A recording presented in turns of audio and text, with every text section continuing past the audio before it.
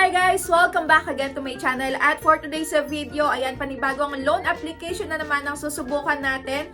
At bagong-bago nga itong nakita ko online. Ayan, may nakita nga akong ads. At dito nagpapaloan daw ng up to 40,000 pesos. At halos lahat daw na nag-a-apply dito ay naaaprubahan. Ayan, walang collateral. At 3 to 12 months daw ang pagbabayad.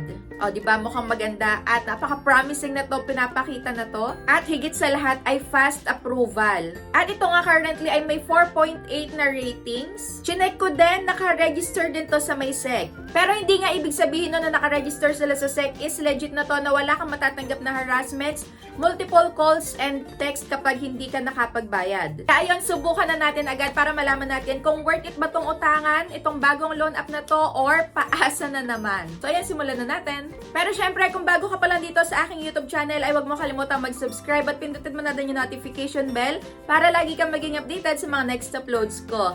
At sumali ka na din sa aking GCash giveaway every month yan at sa aking dalawang cellphone giveaway. Kung paano sumali, kailangan lagi ka lang updated dito sa mga ina-upload ko at huwag mo akong kalimutang i-PM sa aking Facebook page. So yan, ganun lang kasimple, kaya sumali ka na. Baka ikaw na ang manalo sa aking cellphone giveaway.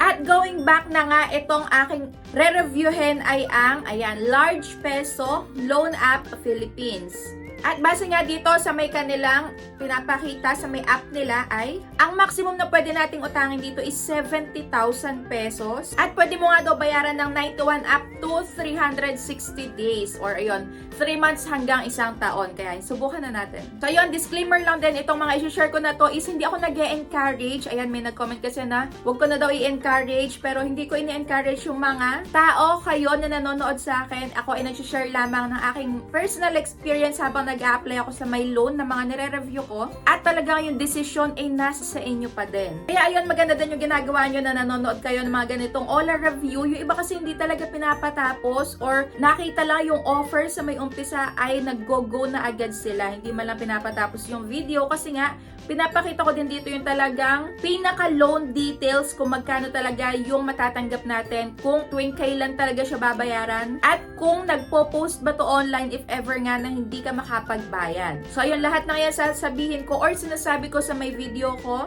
at ang pinakamahalaga yung desisyon ay nasa inyo pa din. Kaya ayun, umpisahan na nga natin. Ayan, mag-login na ako agad dito. At syempre, ayan, nangingi na sila agad dito ng permission. At dito sa may kanilang pinaka-homepage and yung maximum loan amount na is up to 30,000 pesos. Siguro sa may first time user, ito yung pinaka-maximum amount na pwede nating ma-loan kung tayo ay ma-aprobahan nga. So, ayun, sana ma-aprobahan tayo dito para baka ito na yung isa pang makatulong sa mga, ayan, mangailangan in the future. So, ang loan term nga dito is 121 days at ang interest rate daw ay 0.05% per day. So, makikita natin yan mamaya kung totoo ba to. Kaya, ayun, mag-apply na tayo. So, ito, chinek ko nga din sa may SEC at naka-register nga din. Pero kagaya nung sabi ko sa inyo kanina, hindi ibig sabihin naka-register ay wala na kayong matatanggap na harassments, na threats, na multiple calls and texts dahil yun naman talaga yung pinaka-consequences nga kapag hindi ka agad nakapagbayad. Maaring maharas ka or maaring hindi naman kung legit itong makikita nating loan app. So ayun, login na dito and then, ayan, good thing hindi naman nabago itong kanilang maximum loan amount dahil kadalasan pagkayari kong mag-sign up ay nababago na itong maximum loan amount. So ito, as is pa din 30K. At ito na nga yung mga sasagutan natin. Ayan, sasagutan ko. Verify identity, personal info, work info, saka contact info. At yung bank card info nga pala. So ito, hindi ko na iisa-isahin kung ano yung mga sinagutan ko dito. Ipa-flash ko na lang dyan at i-post nyo na lang din. Ito yung mga ID nga pala na hinanap sa akin. At dito, ayan yung mga sinagutan ko sa may personal information. Dito, hindi na ako hinanapan ng Facebook link. At ito naman yung mga loan purpose. So, dyan, laging loans lang naman yung kiniklik ko. At dito na tayo agad sa may work information. So, ayan, ilalagay ko na lang din dyan yung mga sinagutan ko. So, dito sa may kanilang work information, hindi na kailangan ng payslip, ng kung ano-ano pa. Basta masagutan mo na to is okay na. Sa may profession, nakita ko nga dito, pwede daw ang student, ayan, unemployed. Pero, hahanapan ka pa din nga nitong mga to, working experience, monthly salary. At dito nga sa may working experience, ayan, may nakita na naman ako na kagaya ng mga sa may previous na ginawan ko ng review, more than 5 years. So, kung mapapansin nyo, yung mga nakalagay is more than, imbis na more than. So, ayun, siguro, isa na naman tong sister company ng mga nakaraan kong na-upload. Pero sige, i-check pa din natin. At dito na tayo sa may contact information. So, dito ang hinahanap lang nila ay 3. So, ayun, mabilis lang din yung process na to dahil withdrawal method na tayo agad.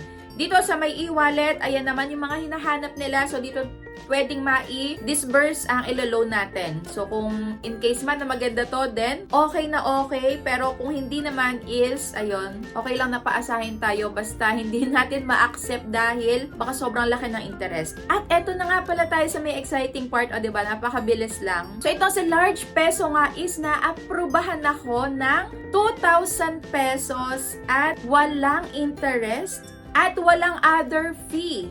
At hinati sa dalawa yung pagbabayad. Well, hinati lang sa dalawang date pero hindi siya as in a half-half yung pagbabayad mo sa kanila. Dahil dito nga sa may Large Peso, ang loan amount na 2,000 pesos, ang marireceive mo na lang ay 1,200 pesos. So, dito pa lang makikita nyo na kung talaga nga bang matutulungan kayo or hindi dahil ang laki ng makakaltas. Dito, walang interest at wala ding other fee pero bawing-bawi sila dito sa may service fee na 800 pesos. At sa repayment plans nga, ayan, hinati lang sa may dalawang date. Pero sa unang pagbabayad mo, on or before 7 days, kailangan mabayaran mo na yung 1,980. Tapos, yung pangalawang pagbabayad mo ay 20 pesos na lang yung babayaran mo. Di ba? Nakakaloka. So, dito pa lang, hindi ko na isinubmit yung loan application ko sa kanila dahil ang hirap naman bayaran nung ang laki ng nakaltas. Pero, the same pa din yung babayaran mo sa kanila. Ayan. Kung 2,000 yung kailangan mong pera ay hindi mo yan makukuha ng buo. Buti na nga lang dito is mayroon ding account cancellation. Pero dito hindi ako 100% sure na makakancel yung account natin or mabubura yung ating info na inilagay dito. Kasi maaaring in the future magbago to ng pangalan tapos pagka-install nyo, magugulat kayo, nasa may withdrawal na kayo agad. Ayan, hindi nyo alam na nakapag-fill up na pala kayo dito dati. Pero ayan, chinek ko pa din yung account cancellation at dinilit ko yung account ko dahil malay natin, di ba? At nung magla-login na ako ulit, ayan, hindi na ako makatanggap ng code. So, ayun, sobrang tagal talaga. I-check ko sana kung nandoon pa din yung mga personal information na i-share ko sa kanila. Pero wala na talaga.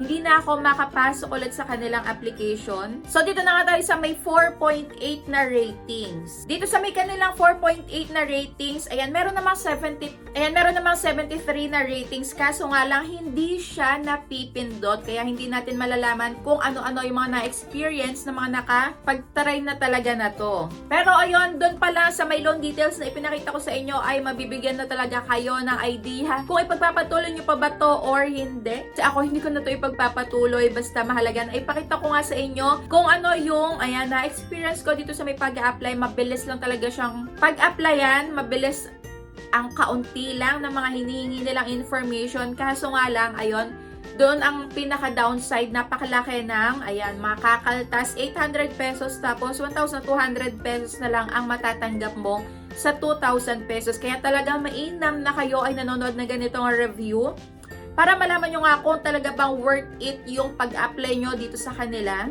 or kung hindi naman. So, ayun, naipakita ko na lahat ng loan details. Nasa sa inyo na yon kung ipagpapatuloy nyo pa yung paglo-loan nyo sa kanila. So, kung gusto nyo pa din namang ipagpatuloy, nasa sa inyo pa din naman yon. Pero, ayan, tanggapin nyo talaga yung consequence na kung hindi kayo agad makapagbayad, maaaring makatanggap pa rin kayo ng, ayan, harassments or threats or multiple calls and text nga araw-araw. So, ayan, pagka 7 days lang talaga yung nakita nyo yung due date, dapat on or before due date ay makapagbayad na kayo para maiwasan nyo nga yung pagtanggap nga or makatanggap ng mga harassments. So, yun lang, kung na-try nyo na itong loan app na to, ayan, kung ano experience nyo ay i-comment nyo na dyan sa may comment section para makita na din ng mga manonood na to. Pero ayun nga, kung nakapag-try na kayo dito sa may loan app na to, ayan, i-share nyo naman dyan yung experience nyo sa may comment section para mabasa nga din ng ibang gustong mag-try dito.